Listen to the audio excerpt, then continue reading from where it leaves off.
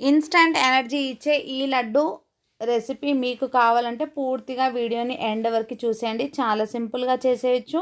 జ్యూసీగా చాలా టేస్టీగా ఉంటాయి. దీనికోసం 1 కప్పు అటుకులను అయితే తీసుకోవాలి. అలాగే కొద్దిగా ఒక పావు కప్పు వరకు కొబ్బరి ముక్కలను గ్రైండ్ చేసి తీసుకోండి. ఎండు కొబ్బరి అయితే తీసుకోండి. మీ దగ్గర పచ్చి కొబ్బరి అవైలబుల్గా ఉంటే పచ్చి కొబ్బరి తీసుకోండి. అలాగే ఒక అరకప్పు వరకు పల్లీలను బాగా చిన్న మంట పైన ఫ్రై చేసుకొని పొట్టు చిట్లే వరకు వేయించి రెడీగా పక్కన పెట్టుకోవాలి. తర్వాత ఒక టేబుల్ స్పూన్ వరకు నెయ్యిని వేసుకొని మనం తీసుకున్న అటుకులను సిమ్ టు మీడియం ఫ్లేమ్లో రోస్ట్గా బాగా ఫ్రై చేసుకోవాలి క్రిస్పీగా. తర్వాత ఒక కప్పున్నర వరకు బెల్లాన్ని యాడ్ చేసుకొని అరకప్పు వాటర్ని వేసుకొని పూర్తిగా కరగనివ్వాలి. దీన్ని పక్కన పెట్టుకోవాలి. తర్వాత ఒక ప్యాన్ తీసుకొని అందులో ఒక 2-3 టేబుల్ స్పూన్ల నెయ్యిని వేసుకొని మీకు నచ్చిన డ్రై ఫ్రూట్స్ని, పంప్కిన్ సీడ్స్ని ఏవైనా యాడ్ చేసుకోవచ్చండి.